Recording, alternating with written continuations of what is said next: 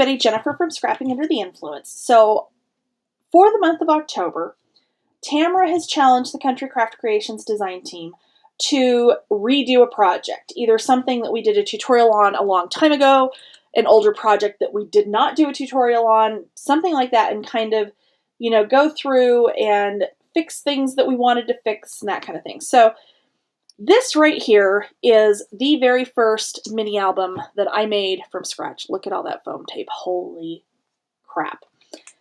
And it's like way overstuffed. So this was the first album that I made totally from scratch. I had run across a mini album somewhere on Facebook or something and then went down that rabbit hole on YouTube and was just like, oh, I have got to try doing it this way as opposed to the ring bound that I had always done in the past. So I had gone to a retreat at Doodlebug's headquarters and I took my stuff with me. I had a list, which I actually found a couple months ago and tucked away somewhere, of measurements of how to build a hinge and how to build an album and how to wrap the album. I had all these notes because I wasn't sure how good, like, you know, if I was going to have enough Wi-Fi signal to like try to stream a tutorial or something. And I figured, okay, I have just enough information. I'm going to figure out how to do this. So this was the very first album that was not ring bound that I designed 100% on my own. I didn't follow anybody else's tutorial other than, you know, figuring out the hinge and the cover. And while I love this album, there's a lot that needs fixed. Like you can see, I got completely carried away with the foam tape. You know, my measurements are not quite right. I have pages that are, you know, sticking and, you know, it doesn't totally lay flat. And, you know, I felt like I had to do inserts and they just made everything that much tighter. You know, it's not a super complicated album, but, you know, I was very happy with it. And honestly, I'm still proud of this album. This started me down the path that I'm currently on where I, you know, eventually decided, okay, I'm going to try to do a tutorial on my own, you know, that kind of thing. And here we are. So I took this album and I made this album. So it has the same basic dimensions, 6.5 by 6.5. I did increase the spine to 3 inches from 2.5. I did keep a shaker on the front because, you know, even clear back then, I was doing shakers, and this one, as you can see, doesn't move. It was too shallow. There were many issues with that one. So I have done a shaker on the front.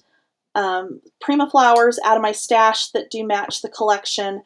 This is seam binding that I took red line tape and ran around the outside of my shaker and then folded the seam binding in half and adhered it around the outside there. I have glued some of the little pieces from the shaker on the outside of the album here and there. Couple of the little crystals and the pearls and that kind of thing from the shaker. When you open it up, lays much more flat now, which is awesome. Got a pocket over here, flap here, one of the Prima flowers here, and this just opens up, and I've fussy cut one of the butterflies out here just to add something in on that page.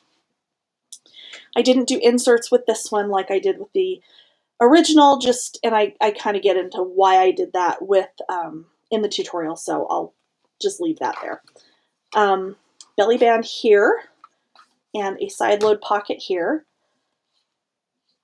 The next page I've got another good sized pocket. This is some Prima trim that I bought from Tammy a while back, and all I did is just cut one of those butterflies off the trim and inked that with Distress Oxide prize ribbon because it matches just perfectly with this paper. So this page was probably the page in the original that I was most proud of because I had the flaps that all went all the way around the page. Not realizing that, you know, lots of people do this. I just thought this was the coolest idea ever. But you know what? At the time, you know, it was cool for me because this was my first album. But so I did leave that element in here. Got a flap here with a shallow pocket down here. Same thing on the other side. We've got a smaller flap and then another shallow pocket. Got flaps that go both directions here and another piece that I fussy cut from the paper there. I've got this little half-page like triangle pocket here, and I actually did the other half on the back side because on the original, the back side of that page just had some of the Doodlebug odds and ends with all of that foam tape. Good Lord, so much foam tape. And to mat that, I just took the paper, cut it in half diagonally, and then just use both halves, just because it gives it kind of a neat look. I like how that comes out. I did that on both sides. Another little pocket here, and then a really kind of, I'm not sure why I did this flap this way on the original, but I just kind of liked how that came out. So I went ahead and kept that on this one. Got another flower there, and then another big belly band. I didn't do any tags or anything with this just because, I don't know, I don't like making tags. I like tags, I don't like making tags. So a lot of times if I don't have, you know, pre-made ones on hand that I can put in an album, you know, I'll leave space for them or to put photo mats or something, but I don't typically go ahead and put those in there. But anyway, there it is. Notice how it actually closes because it's not full of foam tape. But there we go. So, tutorial plays next. Okay, so we're going to start with 2 pieces of chipboard, 6.5 by 6.5, and 1 piece 6.5 by 3. I'm going to wrap the spine piece, which is the 6.5 by 3 first. So to wrap that, you need a piece that is 6 by 8.5. We're going to use our 1-inch spacer on the top. We're going to use our 1.5-inch spacer on the bottom. I've gone ahead and prepped the back of both of these with score tape. For this piece, you can't, or this part piece, you know what I mean. You can technically, I guess, glue these down. I just feel like you get much smoother if you just do the tape all the way across. So we're going to put that up here, put that down.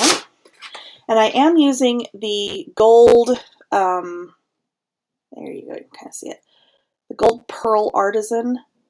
So it's got a little bit of a shine to it, a little bit of a shimmer to it. You can barely see that on camera right there, but it's really pretty.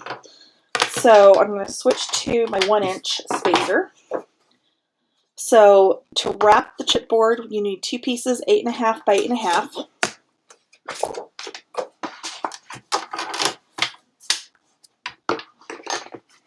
And again, I have prepped this ahead of time. I just realized what piece I didn't cut last night. I didn't cut our piece that goes on the inside. I'm going to have to look at my scraps I've got sitting over here and see if I've got one that will work. Otherwise, I'm going to have to grab another piece of paper. Okay, so again, I'm just putting that right in there. If you don't have the spacers, you can always use scraps of chipboard to cut 2 pieces that are 1 inch wide and one that's 1.5. Or if you don't have scraps of chipboard that you want to cut from, the other thing I have done before is either just lay this in your scoreboard and kind of eyeball where the 1 inch and the 1 inch is, or you can lightly score and use those as your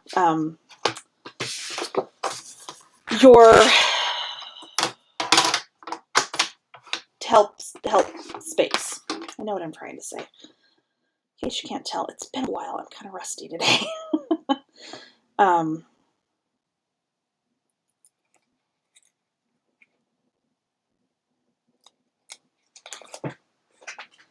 Okay.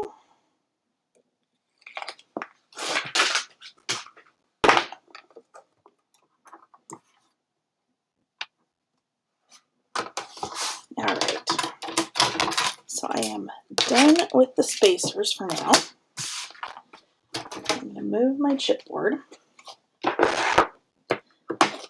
And so we're just going to bend the cardstock around the chipboard. In fact, I'm actually going to try something.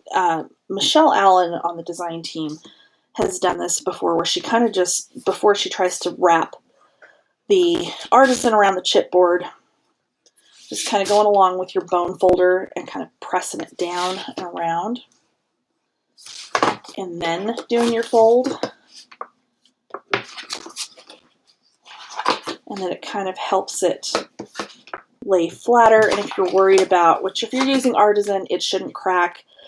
But when we get into the winter months and it's much more dry, you know, you're running the heat at home, that kind of thing, occasionally you will get a little bit of, not necessarily cracking, because the artisan doesn't crack, but you'll get like some little fibers that will pop up. All you need is just like a nail file and you can like sand those off. Okay, I'm going to cut out my corners.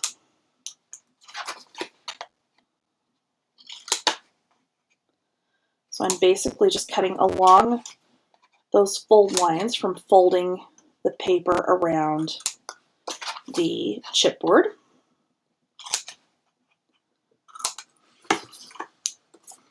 Okay, then once I've done that, I'm going to fold this over. I'm going to put my scissors against the side of my chipboard. I'm going to angle and miter that just ever so slightly. It doesn't have to be really aggressive.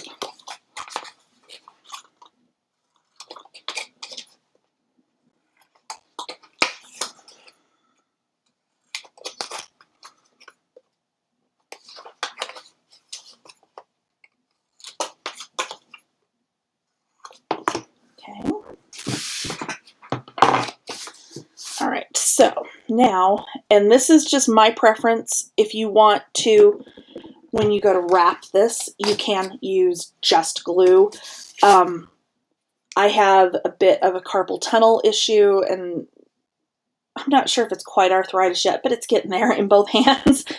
And because using just glue, I do have to do a lot more kind of burnishing and whatnot, and it tends to make my wrists or my hands hurt, and then I have like no grip strength, which means I have to usually stop crafting for the rest of the day because I just can't.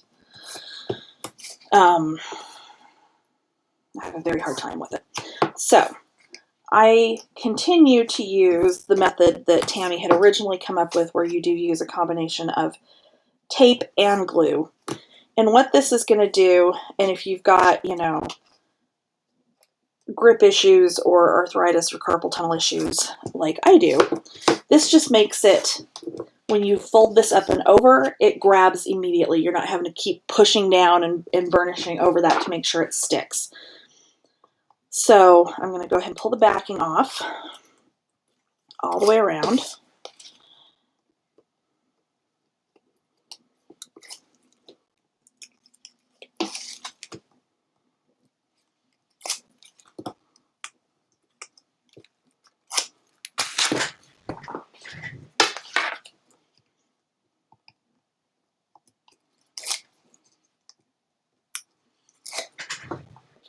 Right.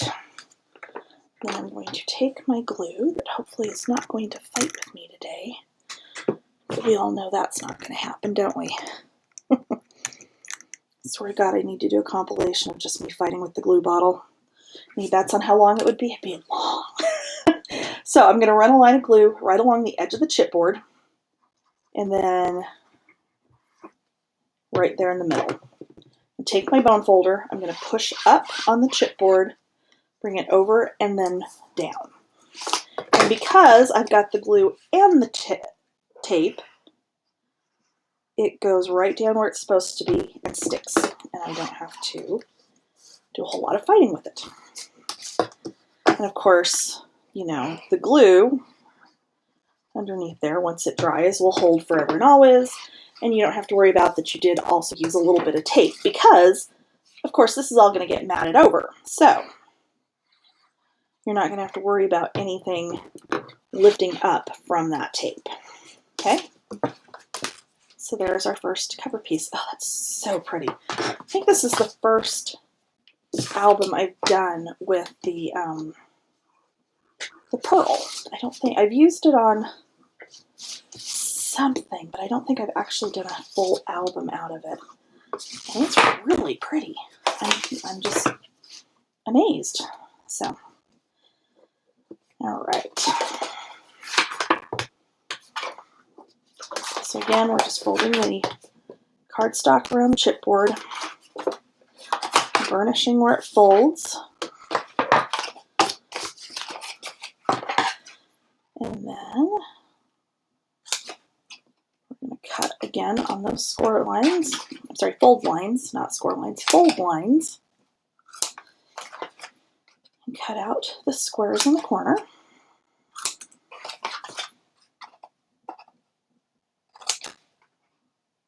And we're going to come back and miter.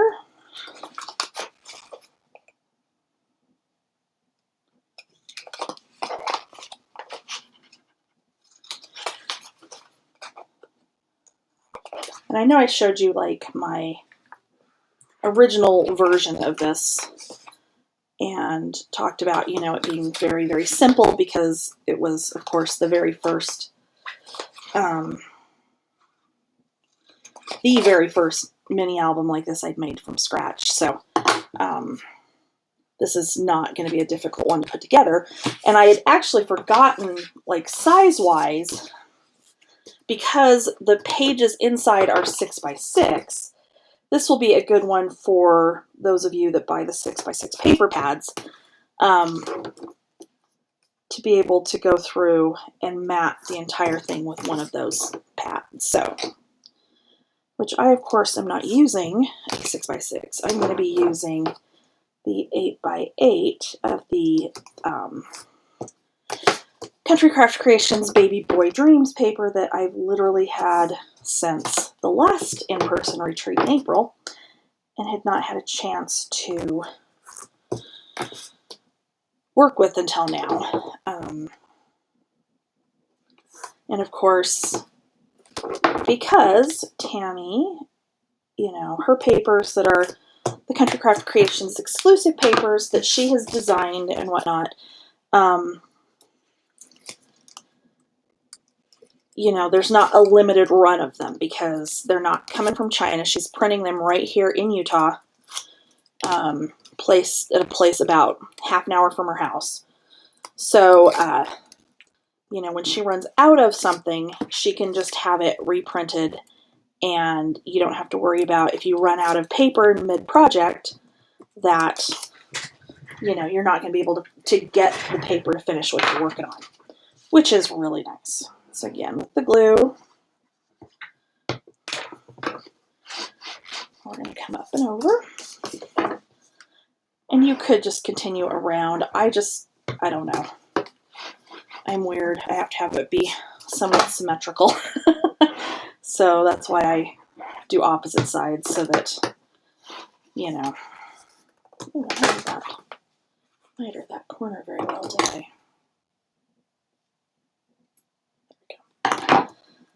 Fixed it, no problem.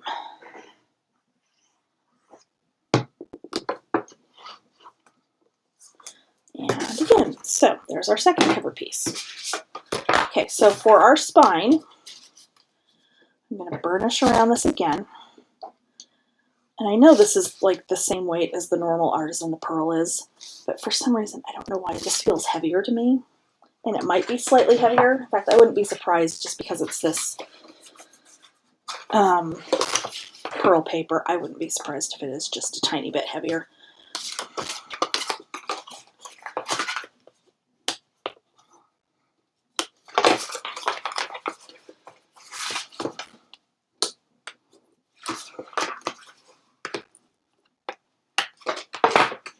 Okay, so we're still going to go ahead and cut out these corners.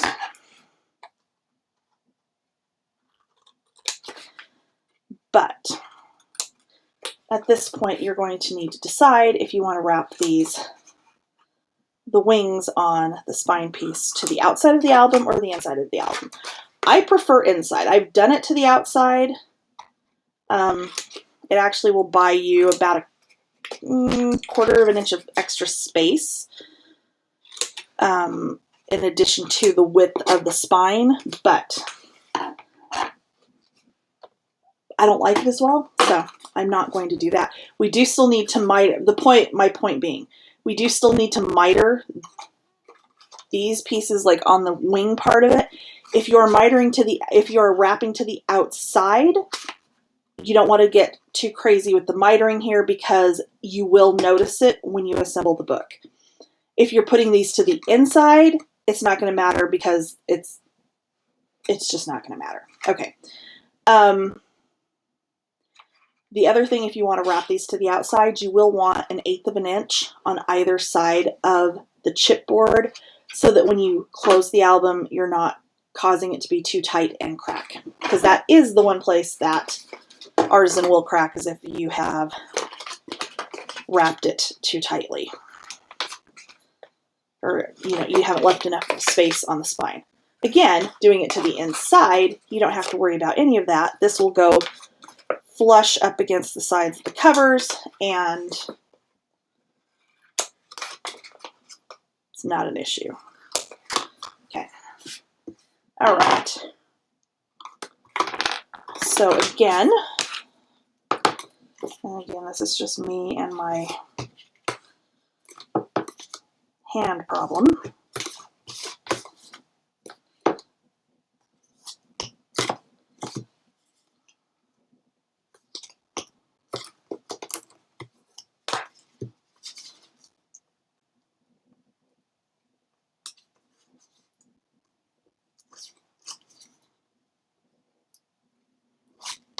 Get the backing off of that.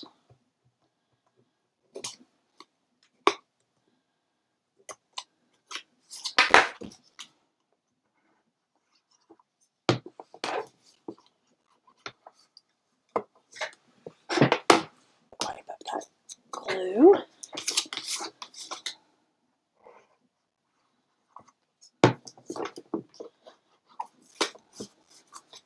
All right, so we've got our top and bottom. I'm going to turn this over and I'm going to burnish again. Okay, so all I'm doing is pushing that chipboard down along the side of the spine. So you'll see over here I haven't done it. Here where we have a very distinct line. That's what you want. Okay, I am going to add tape just on the outside edge. And again, for the same reasons, just to help it grab. But I'm not going to do it in the middle here because we don't need to. Okay, so now what I'm going to do is I am going to get the backing off my tape, maybe. Okay, I'm going to get my glue in here. I'm going to start with the cover on top of the spine. Okay, I'm going to use my fingernail up at the top because I can see down here at the bottom. I think my spine is actually just a hair shorter than it should be. It is. Oh well, that's okay. I'm going to just hold it there and guide that till I feel this kind of slide down off the edge of the chipboard. Okay. Once I have it there, I'm going to go ahead and push it down. And this again is why I have the tape on there, because it's going to grab it so that it doesn't slide. And even if you're not using tape at all for whatever reason, I really think it helps it go together better so that your cover doesn't slide with the glue as you go to like burnish it down, press it down, or whatever. I've had that happen, and I finally decided, I do need to use just that little piece of tape rather than just glue on when I'm attaching my covers to my base. Okay, so again, we're just using our fingernail to guide this until it falls off that edge and then down. And again, like I said, it's just, it helps it grab immediately. I don't have to burnish it nearly as much. And then there we have, oh, except it's not totally dry yet. Let's try that one more time. Okay. And really, I'm coming back here and I'm just kind of pushing that spine down in between there. Okay, so there you have your cover. We need a piece in the middle here to reinforce. And that is the piece that I did not cut, but I think I have a scrap over here that's going to work. No, it's not. Oh yeah, it will. Oh my gosh, look at that. Maybe I did cut it and I just put it in the wrong pile. I think maybe I did. Okay, so for the piece that reinforces on the inside, this is going to be 6 3/8 by 6. You could go 6 3/8 by 7 and give yourself a little more coverage out here, even 7 1/2. I'm just going to go with that. And let me grab some tape. And I am using not tape from Tammy, I'm sorry. Just because I do like the rolls, I gotta say. I love the score tape sheets, but I really love the rolls of score tape as well. So, all right. So there's that part of it. And then I just need a little piece along that top here.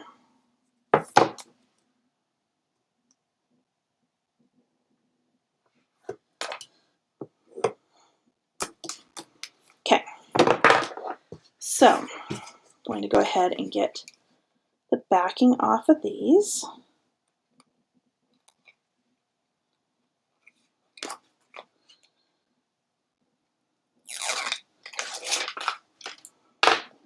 All right, before I lay it down, I'm sticky side up here, just getting it positioned where I want it before I turn it over and put it down, because where this, and this piece you absolutely do need score tape for, because if you try to glue it, it can bubble, it can pop up. It's not going to lay completely flat over this to reinforce it unless you're using the tape all the way across.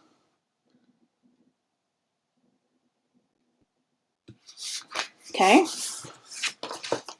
so I'm going to just burnish that down, and then I'm going to bend up, use my bone folder, and work that crease. And then the opposite side, same thing. And there is our completed album for our little chunky album here. Okay, I'm going to set this aside right now. I'm going to grab my scoreboard. And we're going to do our hinges, our hinge and our page bases. So our hinge is 6 by 8.5. With the 8.5 at the top of the scoreboard, and as you know, I turn mine sideways. I cannot score a straight line with it turned the right way, but for whatever reason, doing it this way, I'm fine. You're going to score this every 1/2 inch all the way across. So 1/2 inch, 1 inch, 1 1/2, 2,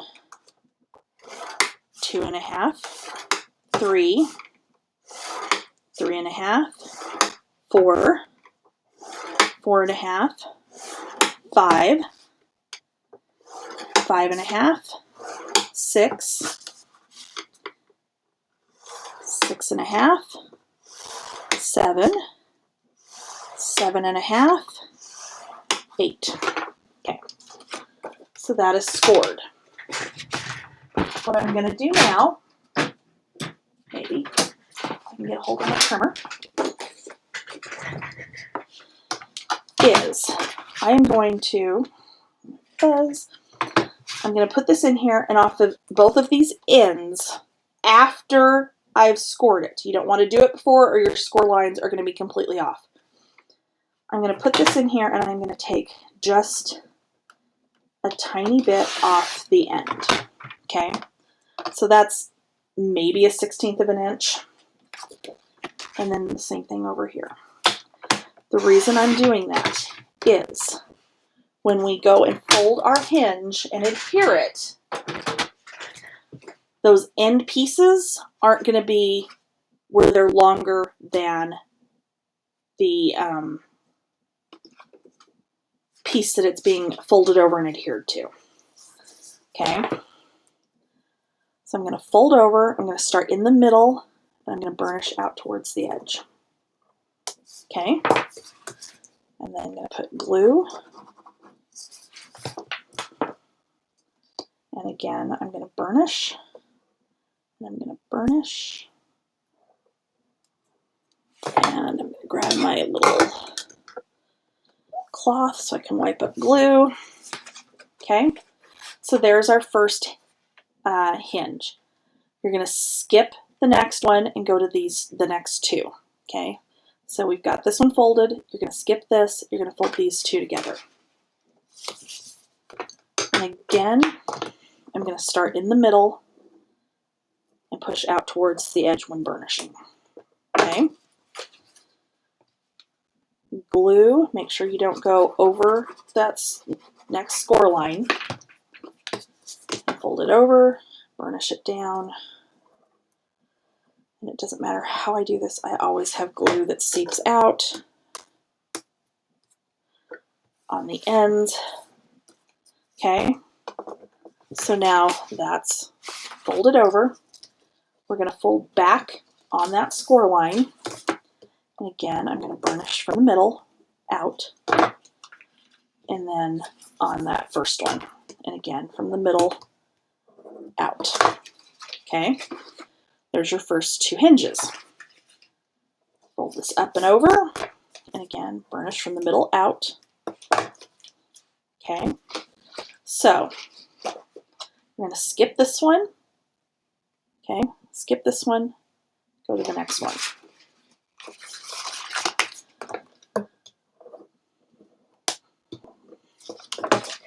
Okay, glue again.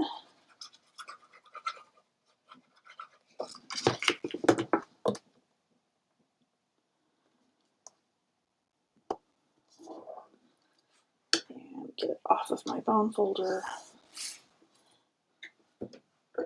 That's another thing I gotta say about Artisan. This is slightly damp, and literally it does nothing to the Artisan. Okay, so there we go. We're gonna fold back. We're gonna burnish from the middle out. I'm gonna flip it over. And I'm gonna fold it back the other way, and again, burnish from the middle out. Okay, so now we've got 3 hinges. Skip one, we're going to go to the next 2. Again, fold, burnish from the middle, glue,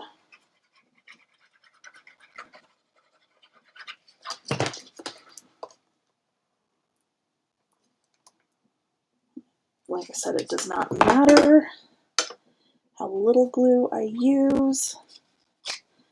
It still manages to seep out the end just enough to be irritating. Okay, so again, we're going to fold back this way, and I do have a little bit of glue on here that I'm going to wipe off. We don't want it to accidentally stick. Apparently I've still got ink on that, so that's okay. We've got just a tiny bit of ink right there, but it'll be fine. Okay, flip it over and go back the other direction. Okay, so there's 4.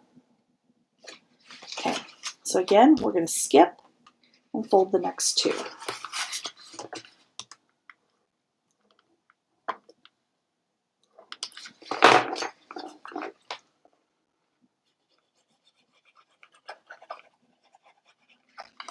And again, burnish. And really, if you've got glue that's popping out both ends like that, then you've got enough glue.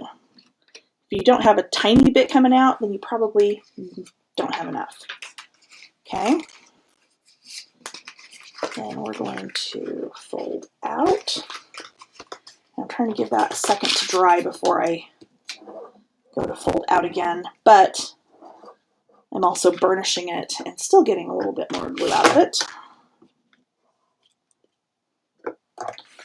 Okay, and then back the other way. Okay, so there's 5. And our last one. The last one, of course, is very easy because, again, that's where we took just that little tiny bit off of that end so that we don't have an issue with it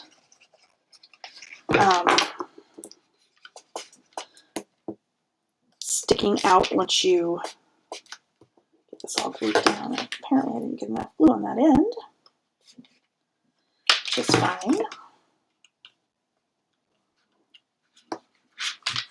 Okay. And then you're just going to bend that one back on itself. And there is your hinge. And let me tell you, when I made the original little Doodlebug album, I am not even kidding you, I made probably 10 hinges before I got one that worked. So there you go. All right. So now we're going to bring in our book. Now, if you wanted to mat underneath where this hinge sits, you could absolutely do that. You would do that before you put it down. Honestly, I think the Gold Artisan is pretty enough. I'm not going to do that. You're going to have about 1/4 of an inch on each side here. So all I'm going to do is get glue on the back of my hinge.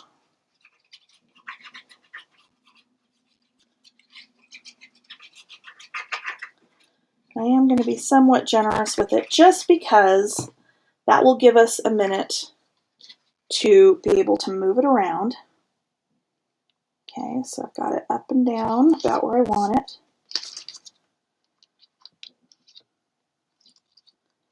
Side to side about where I want it. And so I am just going to burnish initially with my finger right in between all of those hinges. Okay. I'm going to find an end on this that hopefully doesn't have any ink on it. Even though I just washed this out, I must not have gotten everything. Which happens, it's not a big deal. Okay. All right. So there's our hinge. And I'm going to burnish now with the bone folder.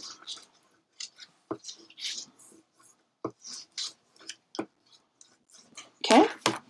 So now you have your hinge in your book. And you can work your hinges just so that they turn nicely and they're not stiff. You can do this outside of the book. I honestly prefer to do it inside because then it's stuck down. I'm not going to accidentally bend one the wrong way because we've already gotten everything nice and straight. It's adhered down.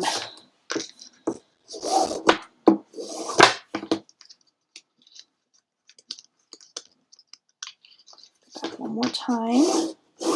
All right. All right, so there's that. I'm going to set that aside. Page faces. You're going to need 6 pieces that are 12 by 6. So super easy here. All you're going to do, put them in the scoreboard with the 12 inches across the top and score them at 6 inches.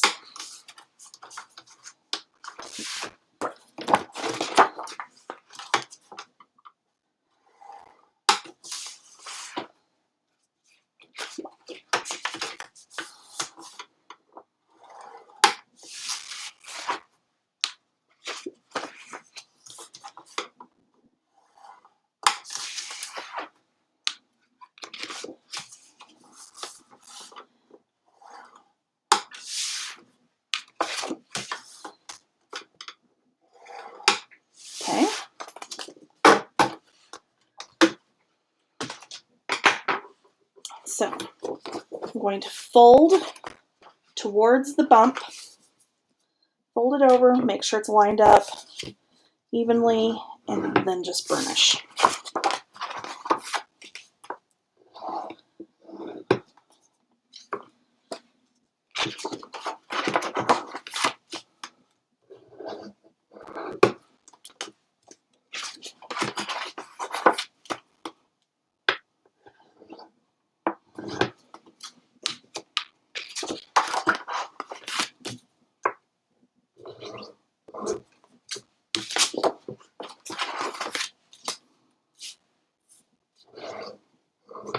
Okay, so there's our 6 pages. I know there are some of you that prefer to get all your flaps and things on before you put them in the book.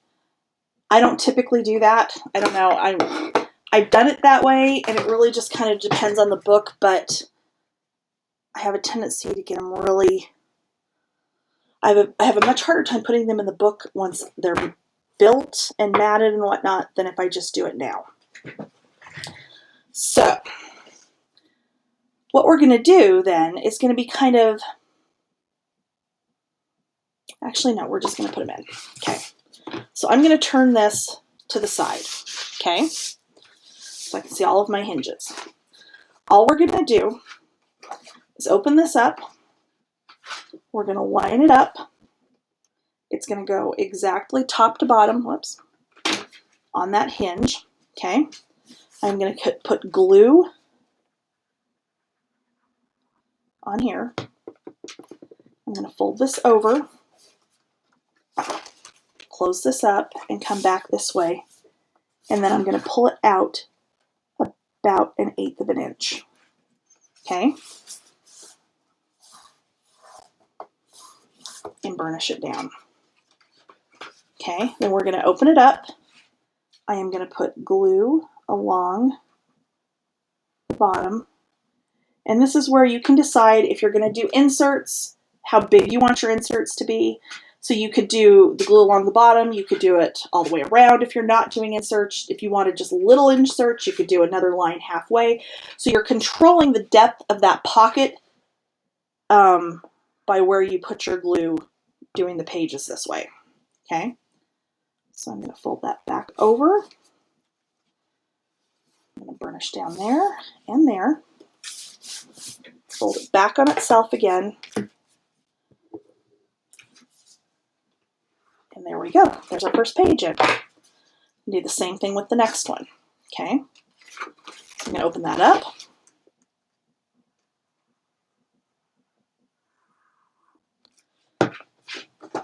Put the base of that page, line it up top to bottom. Fold this down over on top. Close it, pinch, and then pull back about 1/8 of an inch.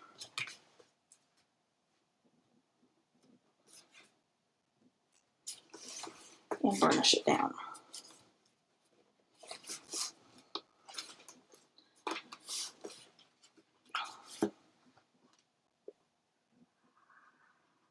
Glue,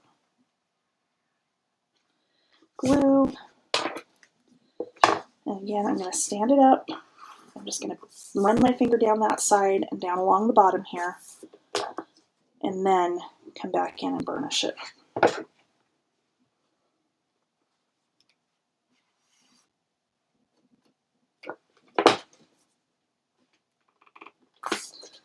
This page, apparently I folded just ever so slightly crooked, but that's okay. It's fine. It's handmade. Nobody's going to notice this but you.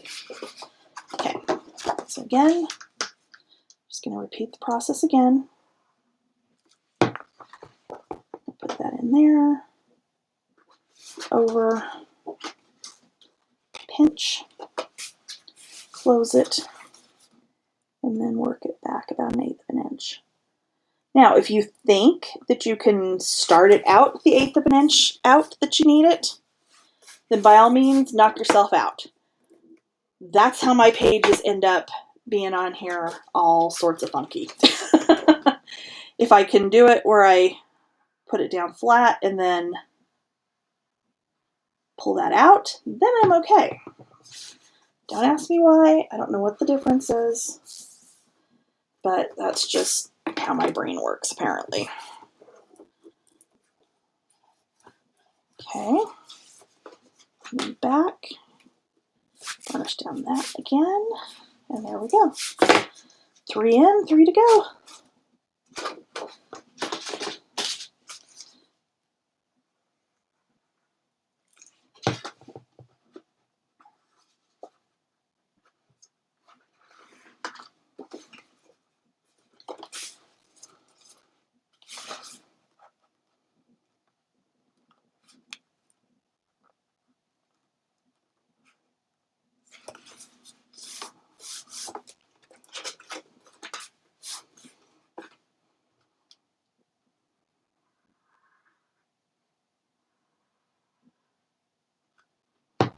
Okay.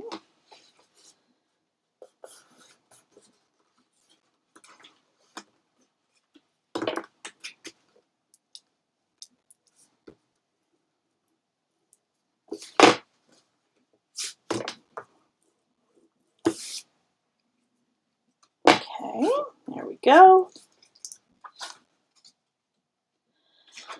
And I am leaving the tops of these open, even though I seriously doubt I'm going to do inserts, even though the original had inserts. Again, at that point, I was brand new to this.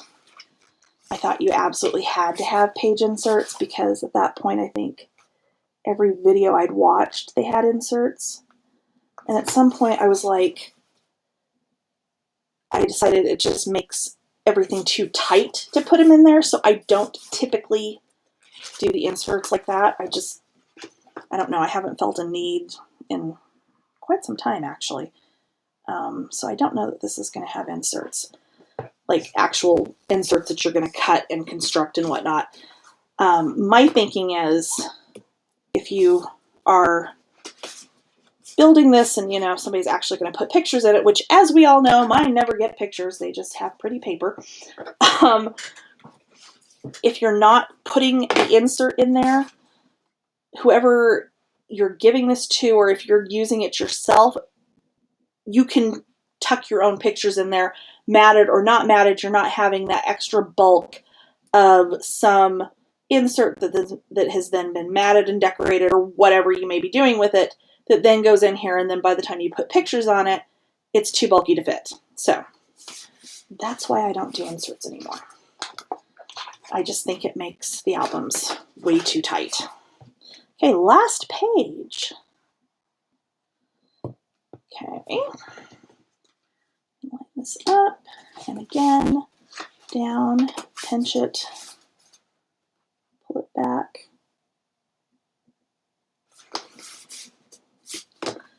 Burnish it down.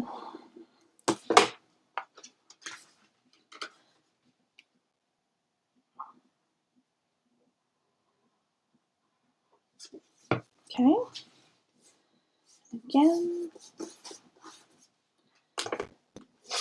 over we go.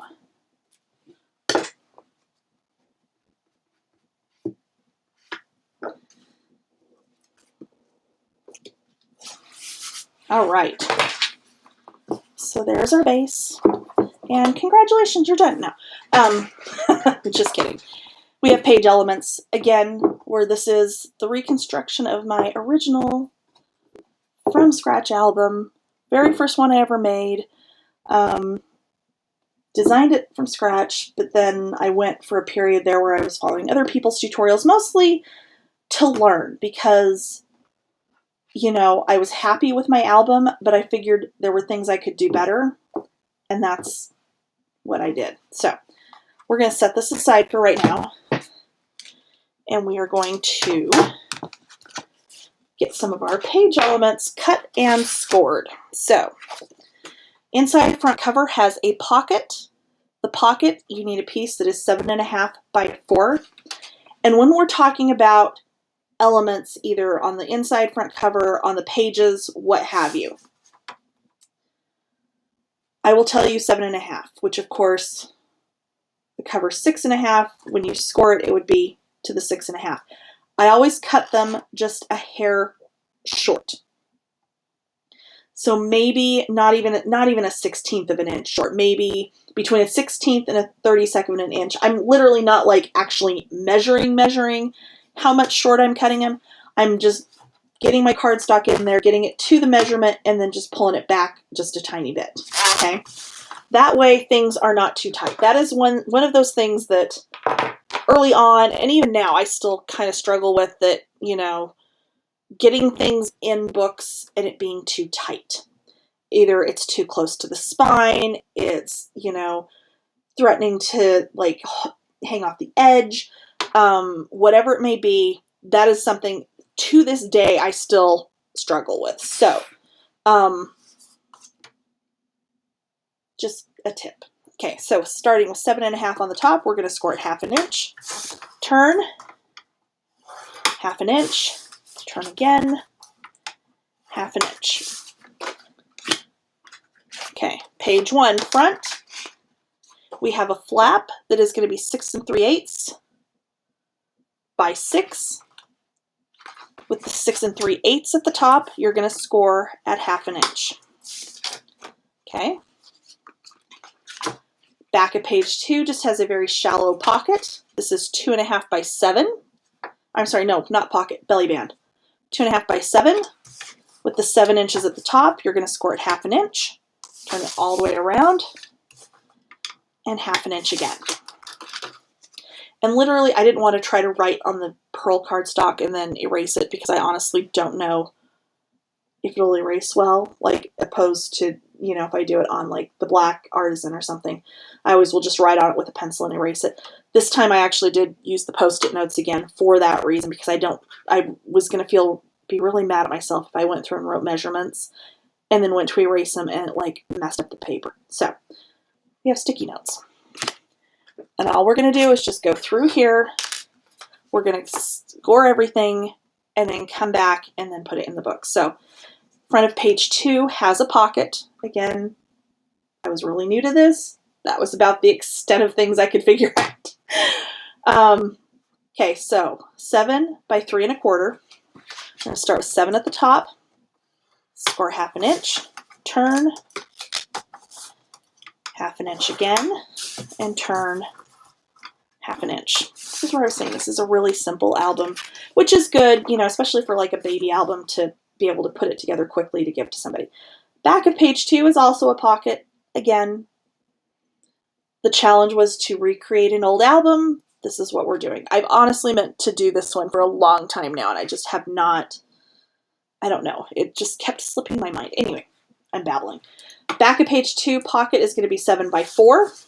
Starting with 7 at the top, you're going to score it 1/2 inch, turn, 1/2 inch, turn, and then 1/2 inch again.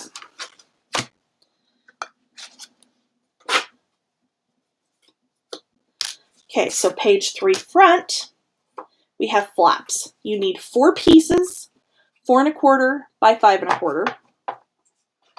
With the 5 1/4 at the top, you're going to score at 1/2 inch on all 4 pieces.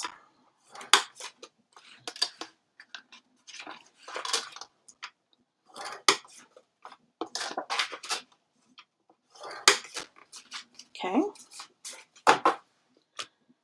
The back side of page 3, we have a flap that is 6 3/8 by 6. So with the 6 3/8 at the top of the scoreboard, we're going to score at 1/2 inch. And then there is a very, very shallow pocket underneath that is 2 by 7. This one we are only going to score on the ends. So 7 inch at the top, 1/2 inch, turn it all the way around, and 1/2 inch again.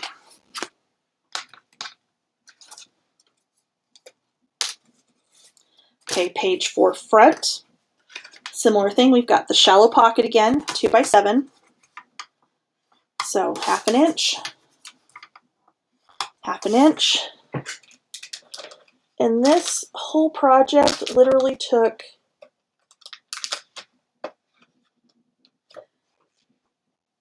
(11) sheets of artisan. So it's a quick project and it doesn't use a lot of paper because I was utilizing scraps for flaps and other elements so that I wasn't, again, because I think I'd made the cover. I'm not sure how many times I made the cover before it finally came out right.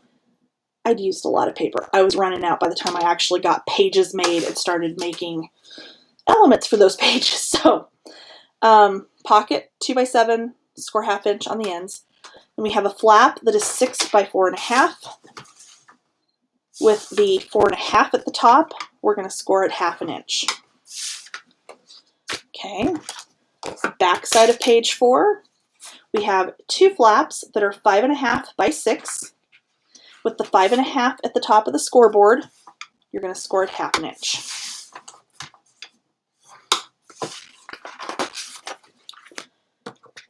Page 5, front and back are going to have angled pockets because I didn't have anything on the back of page 5 and I'm not sure why. So one piece 7 by 7. We're going to score it 1/2 inch on all sides, because we will then, when we go to put this down, we'll put this in the trimmer and we'll cut it diagonally, and then you've got your 2 pockets. Okay, page 6.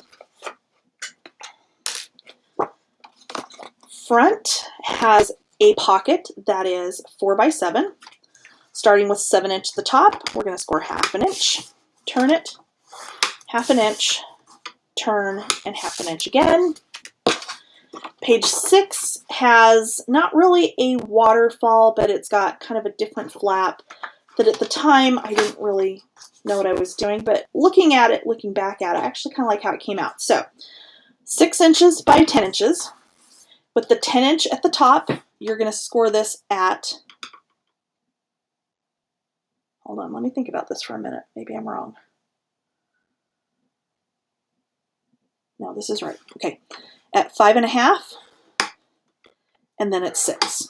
Okay, so it's going to be kind of an off-center score, but this part is what's going to get glued down, and then your flap's going to, yeah, it'll make sense when we do it. Okay. And then the back inside cover is another very shallow pocket, 2 by 7.5. Actually, no, it's not. It's a belly band. Oh my God, I've literally got it written right there. 2 by 7.5, 7.5 at the top, 1/2 inch, turn it all the way around, and 1/2 inch again. Very, very easy. Okay. So I am going to turn my pile over.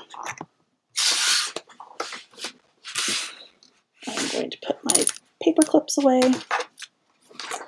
All right, so let's get going here. Inside front cover. We have our pocket that is 7.5 by 4. Okay. I am going to miter the top corners.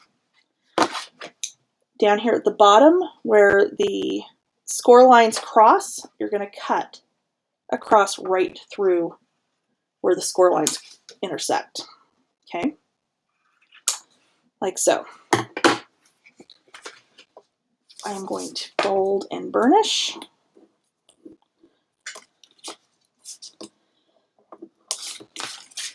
And cutting the corners on your pockets that way makes them less bulky in the corners, because as it folds over, it folds flat in the corners, so you don't have, you know, like really chubby corners, I guess.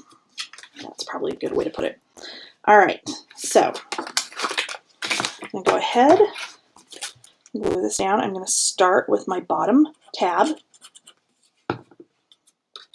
pinch those in, line this up along the bottom and all the way to the outside corner. Okay, and then we'll come back and get our sides.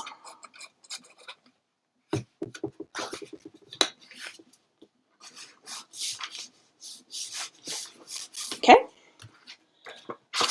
front of page 1, 6 3/8 by, well, okay, or not. Clearly, I didn't burnish that down well enough because it wanted to pop right back up. All right, 6 3/8 by 6. We're going to miter our corners.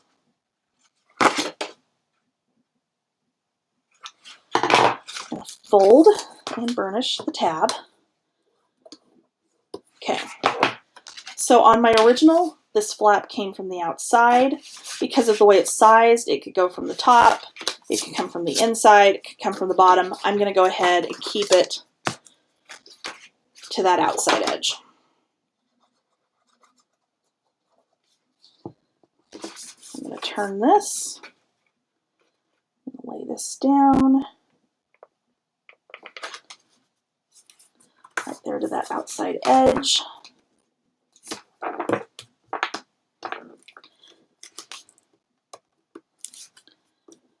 going to try to not have it slide on me. All right, there's our first page. On the back side, we have the belly band. So before I do anything, I'm going to miter my edges.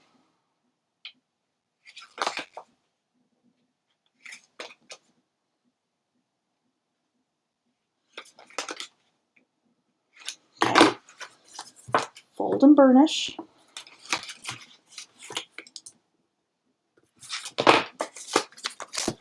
And then I'm going to dry fit this on here, make sure it's not too wide.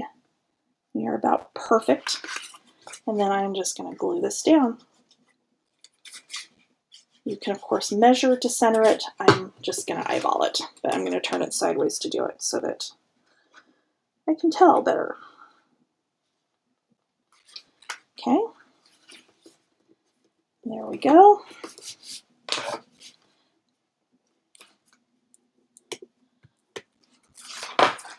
Easy peasy. Page 2 front. We just have another little pocket, 7 by 3 1/4. We're going to miter this just like the other pocket.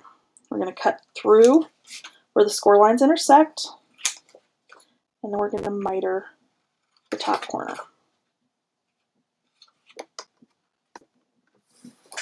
Okay. Fold and burnish.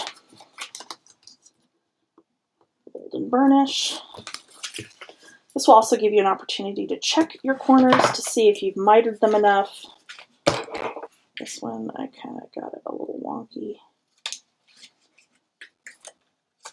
on one corner, but that's okay. Easily fixable. Okay, this pocket actually went to the side here.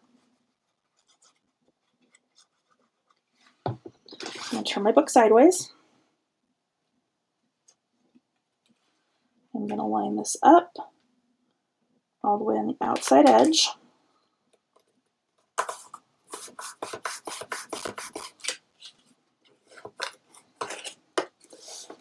Okay.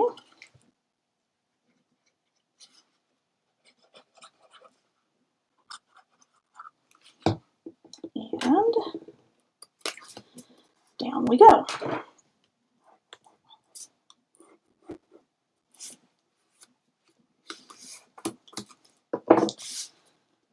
Okay, and my thing slid just a tiny bit, but it's fine.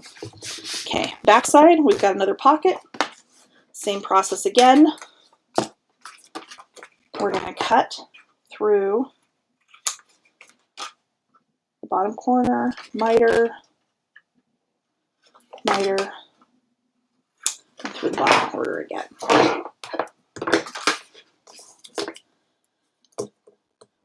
Fold and burnish.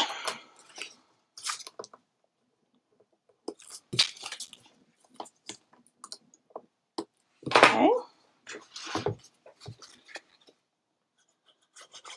Glue on the bottom tab. This one's going to go in all the way down at the bottom, all the way to the outside edge.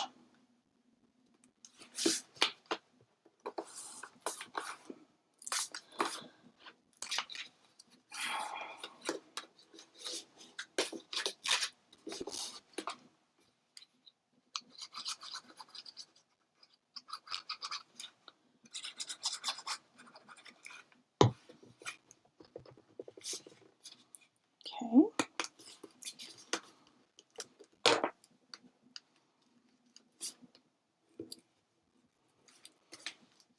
All right, so our little flaps on the front of page 3.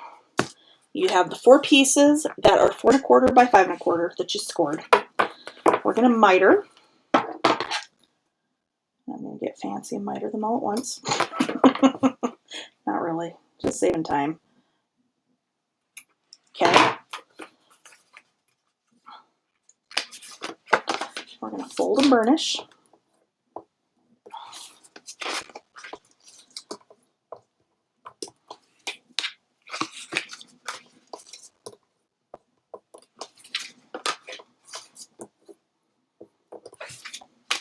All right, so I'm going to start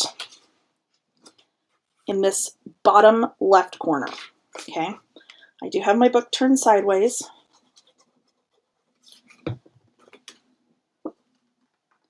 I'm going to go all the way to the bottom, not quite all the way in to the edge of the page here. Close, but not quite. Okay, I'm going to turn. The next one's going up in the upper left corner. And again, I'm going to line it up so that this outside edge is even with the fold of the other flap. And I'm going to go all the way to the top.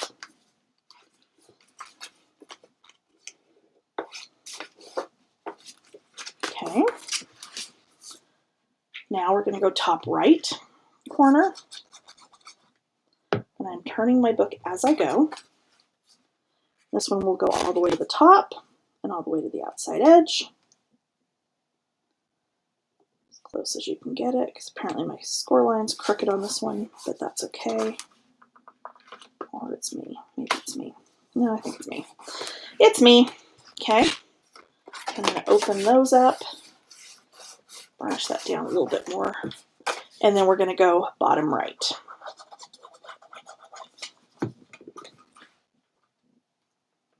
We're going to go all the way to the bottom, just slightly in from the edge so that when this one folds over, it's not in the way. Okay. And that is my little, whoops. I don't even know what you would call this, quite honestly. This was the page out of that entire book when I did it originally. This was the page I was most proud of. I thought it was so cool. And it is. Don't get me wrong, it is. But I've done way cooler things since. But it is what it is. Okay. The back side of page 3, we have another big flap. So we're going to miter our corners.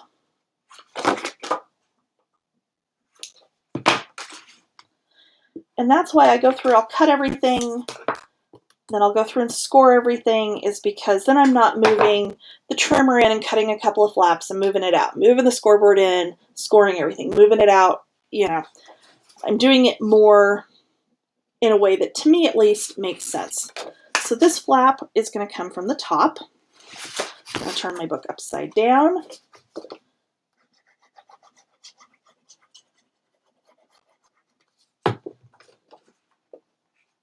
I'm going to go along the top, outside edge, and down we go. Okay? Super easy. Aha, that's why, because this one has the little pocket underneath. So we're going to miter our corners. I knew I was missing something.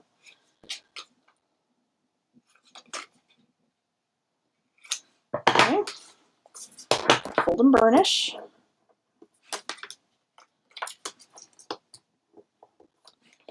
And then this is going to go across the bottom here. So I'm going to put glue on my outside tabs and then just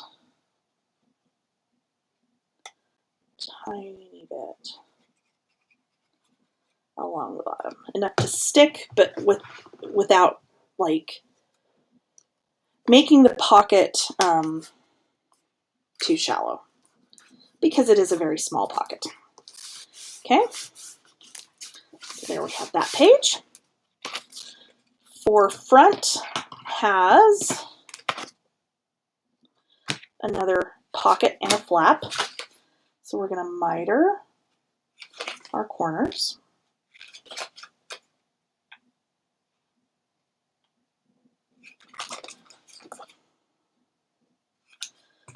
And fold and burnish. But on this one, the flap needs to go on first. Okay, I'm going to set that to the side. Flap is the 4 by 6 and 4.5 by 6. And a miter at the top.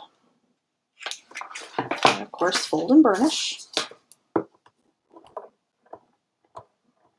Okay, so turning the book sideways again. This is going to go on the outside edge.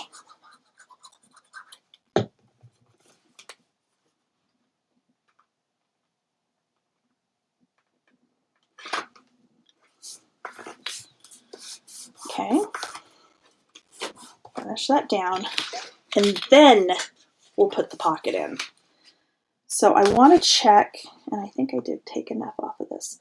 So this one, like I said, this is a perfect example of 2 by 7, but I took a little bit off the end because this will fit in here perfectly even with this closed. So the way we're going to do this to make sure it's going to close right, I'm going to put glue on one tab only. We're going to line it up at the bottom. Okay. And we're going to close that flap over it because if it needs to move at all, closing that flap will slide it over enough so that that flap will continue to close correctly. Okay. I didn't use any magnets in this book because at the time I don't know that I had any.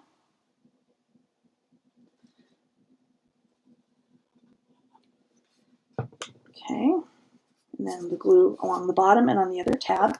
Go ahead and burnish that down. I did not have magnets, so if you have magnets you would like to use, you can. On this one, I might come back and add some ribbon or some string of some kind. I know I've got to find it. I know I've got ribbon and seam binding and whatnot that goes with this collection. I just have to figure out where I put it. Because you could do a ribbon closure on that one. You could do some kind of closure on this, although once this one's matted, it's going to weigh enough that it's not going to matter. And this one, again, we're just pockets and belly bands. And that one, it will be fine. So this would be about the only place I might either do a magnet or some other kind of closure. Okay, back of page 4, we have 2 flaps. So I'm going to, apparently one of them is slightly shorter than the other one, but that's okay. The way they go in here, that'll work out perfectly, actually. Okay. All right, so we're going to fold and burnish.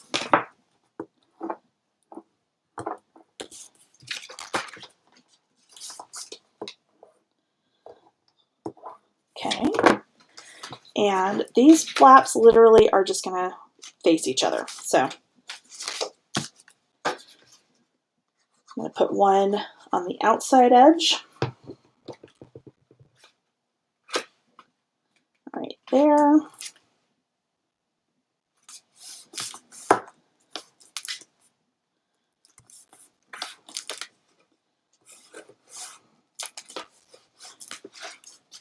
And then the other one is going to go on this edge. So they can close either way. Again, this would be one where if you wanted a ribbon closure or a magnet, this would be a good one to do it on.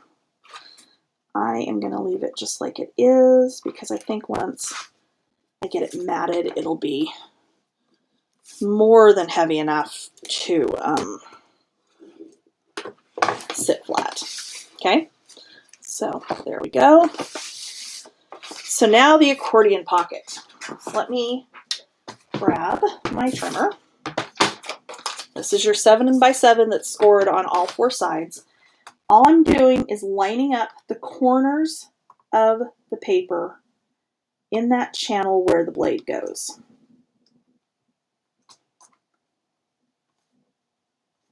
Okay. And then just slicing. There you go. So now, I believe this pocket was going this way, and that's fine. What we're going to do is going to go in this bottom corner, And we're going to cut through where the score lines cross. We're then going to come onto this corner and miter it the opposite direction from where this sticks out, okay? Same thing on the other end. And we will fold and burnish. In fact, when you're mitering that corner, if you want to fold and burnish first and then trim it off even with that edge, you could do that as well, because I'm going to have to trim a tiny bit off of this one, because you'll see when I folded it, part of it's still sticking out. Okay, there we go. All right, so this is going to go like so.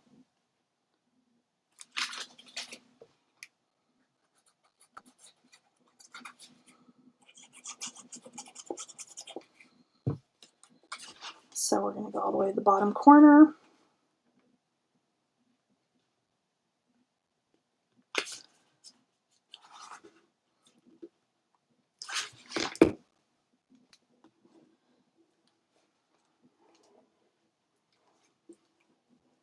And brush that down. Okay, we're going to do the exact same thing on the back side. So I'm going to cut through the bottom. This time I'll demonstrate. So we're going to fold it up. You're going to see how that comes up like that. And you're just going to use that as your guide on where to miter. Super easy.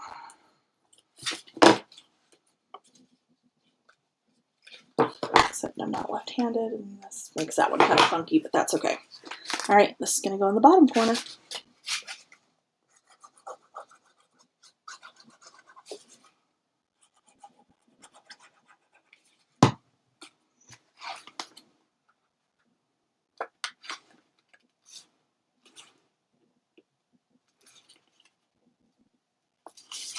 For some reason, my bottom corner down here is a little wide. So we'll just fix it like that. Okay.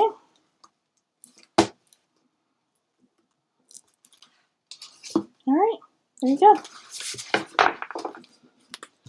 Okay, front of page 6 has a pocket. So again, I'm going to cut through the score lines where they intersect. I'm going to miter the top corners.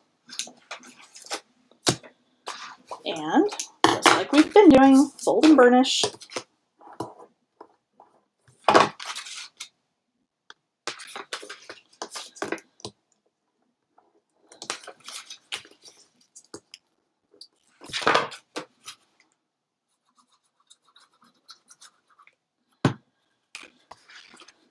And how did this pocket go on here? Hold on, make sure it wasn't like, nope, it's just a normal one. Can't remember if I had another one that went to the side or not. It doesn't look like I do, so we'll just do this one. Okay.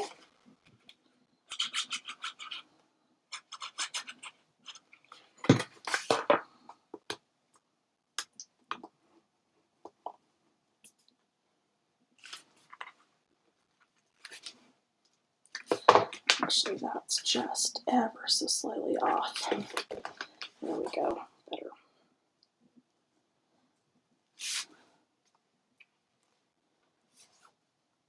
There we go.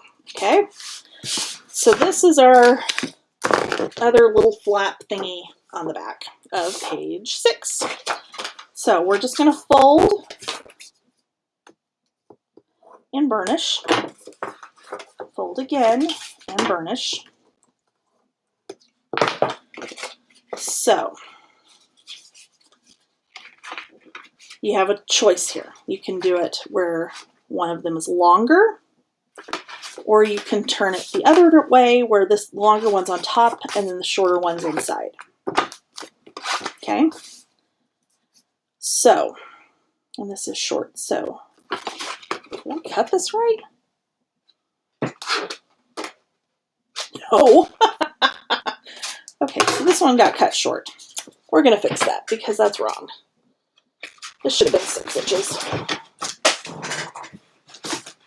Apologize. I must have grabbed a piece that I thought was 6 inches because I was, you know, trying to keep track of my scraps and, you know, use them like I do. And clearly, I didn't grab the right one. That would explain why I had another 6-inch piece last night that I couldn't account for. Okay, so we're going to try this again. And actually that, my scoring may have been wrong. Let me look at something really quickly here. Figure out what I just did with my ruler.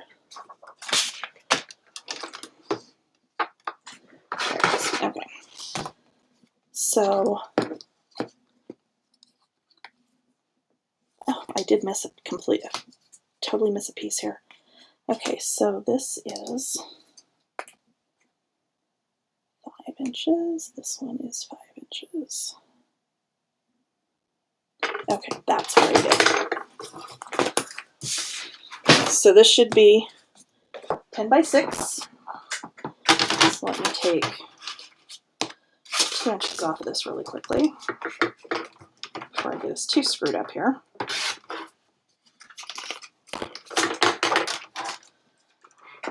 All right.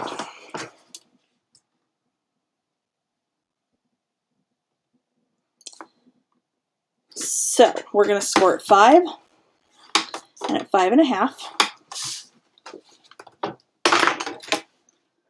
which may or may not have been what I told you a minute ago. I don't know. I'm really trying to not have to edit this one too much if I can help it, but that's okay.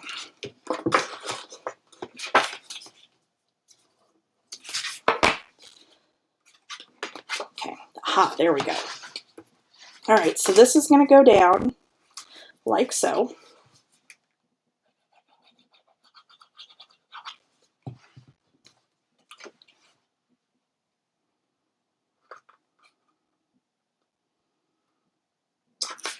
And the original apparently had one more flap on it that I did not account for last night, which is fine. I don't think we're going to do that one. I think we're going to leave it just like this and call it good. All right, last piece, belly band. 2 by 7.5. We're going to miter our edges.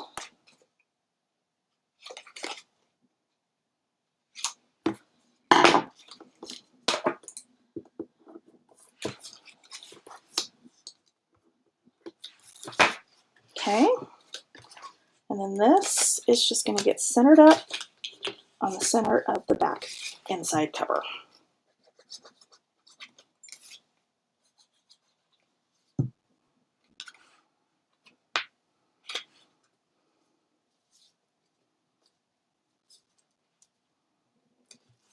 Okay, so there's that. So there is your book. I will be back in just a minute with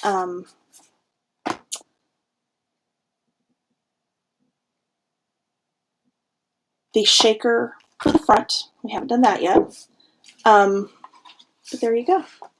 Your inside is all ready to mat and decorate and so on and so forth, and it's good to go. I'll be back in a minute with our front. Okay, so for the front, for the shaker, what I have is I've used 2 circle dies, 2 of my nested circle dies, and cut my frame out of, I don't remember if it's 110 or 120 pound white cardstock. This is the stuff I usually use for card bases. There are 12 of them here, and normally I would have just done foam tape, but because I wanted to do round, I could have cut a bunch of these out of, like with the Cricut.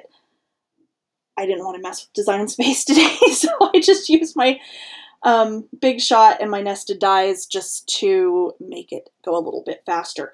And the reason I wanted circle is because there's this one page in this collection, let me see, the whole thing, that's got kind of this wreath around this cute little fox, and I love the fox. The fox is adorable. So that's what I was trying to kind of showcase here on the front. So I've cut those, I've glued them all together in a stack. Apparently missed like one little piece here.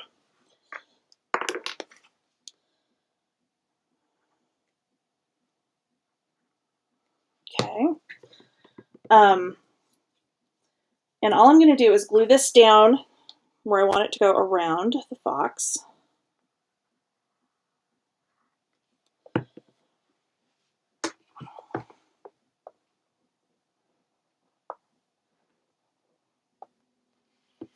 Okay. And let me see what I've got here that I can kind of stick in my book to make that stand up better. There we go. It's got to go about halfway in. There we go. All right, so I've got that. I've got my top, and for the top, I just cut that same circle again with the gold cardstock, and I've got it, and I just was ever so slightly, I didn't get them totally centered right. Let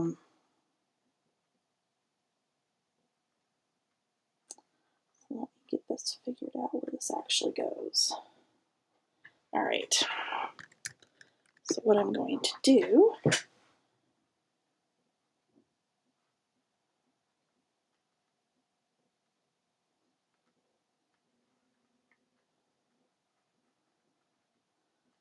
and that was just a matter of my die, despite the sticky grid on my cutting plate. I still didn't get it exactly like I would have liked it, which would have been the benefit, of course, to using the Cricut, because it would have lined up perfectly. Okay, so I've got that marked where that's going to go down. For shaker fill, I've got this blue and white and clear. Ocean Waves is the name of it. Whoops, let's not do that. I'm not going to use all of it.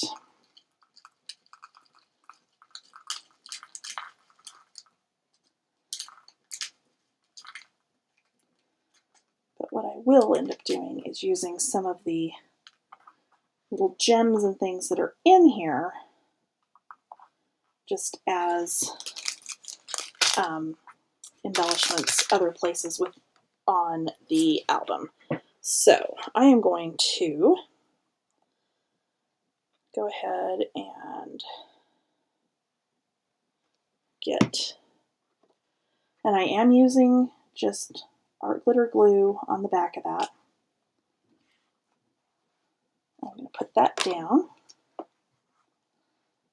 Erase my little dot that was there to help me line this up again. Okay. And then what I can do if I decide is where this white is around here, I could take some ribbon or something and tie around that to kind of cover it. I could do twine, lots of different things I could do there. But for the most part, we are done. I just need to find my flowers and things that go with this collection and do some fussy cutting for some other embellishments. And then we're pretty much done. So there you go. I hope you enjoyed this tutorial, and if you did, please like and hit the subscribe button down below. And if you want to get notified when I post new projects, go ahead and hit the little bell so that you get notified. And as always, thanks for watching.